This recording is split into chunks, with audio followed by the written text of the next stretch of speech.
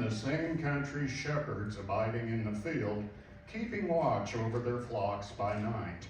And lo, the angel of the Lord came upon them, and the glory of the Lord shone round about them, and they were sore afraid.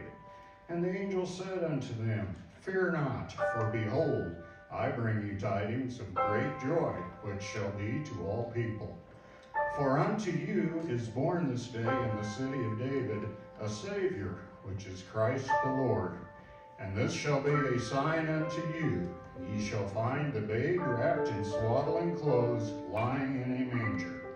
And suddenly there was with the angel a multitude of the heavenly host, praising God and saying, Glory to God in the highest, and on earth peace, goodwill toward men.